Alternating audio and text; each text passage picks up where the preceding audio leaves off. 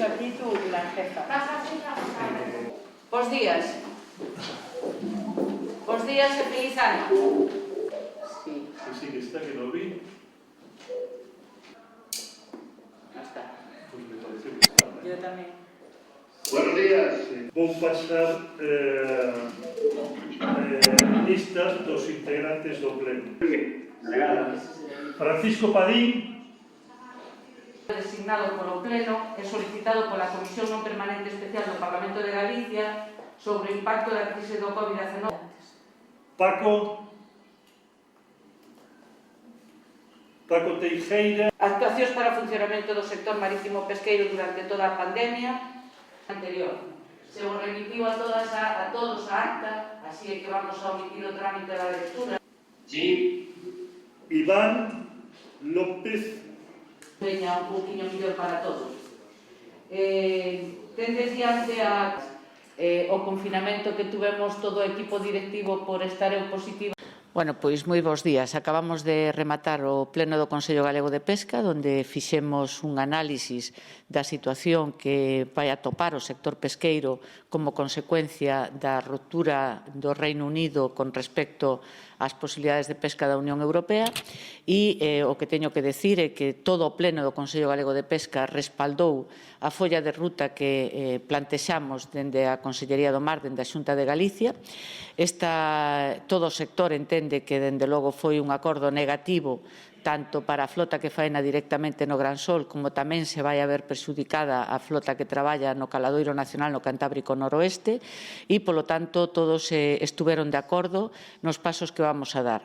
Que, en definitiva, vai a ser, pois, unha vez que teñamos os informes que xa ten encargada esta Consellería, tanto a Fundación Marinlec como ao profesor Sobrino, que son dous informes, un técnico administrativo e outro dentro do punto de vista xurídico máis profundo, un profesor que xa nos fixera dous informes con respecto ao tema do Brexit e que o propio sector entende que nos dá moita luz para preparar cual vai a ser a estrategia que ten que manifestar o sector pesqueiro galego na defensa dos seus intereses.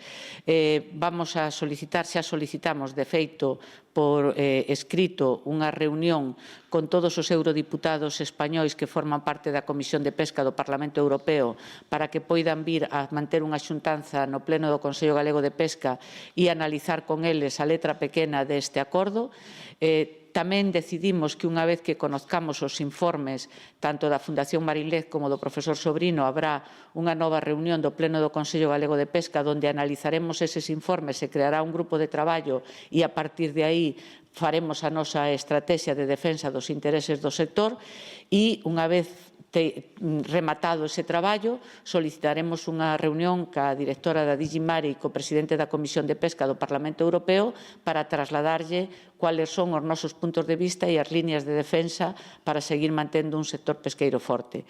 Tamén lles anunciei que a través do director da Axencia de Asuntos Exteriores da Comunidade Autónoma traballaremos na Comisión do Arco Atlántico para buscar vínculos de unión co resto das rexións pesqueiras da Unión Europea e, en definitiva, pois o que vexo con satisfacción é que temos en Galicia un sector pesqueiro unido que dende o marisqueo a pé hasta a industria de transformación todos defenden os intereses do sector pesqueiro galego porque todos entendemos a necesidade de seguir traballando xuntos para que este sector siga sendo forte e siga tendo un gran impacto no Produto Interior Bruto da nosa comunidade autónoma.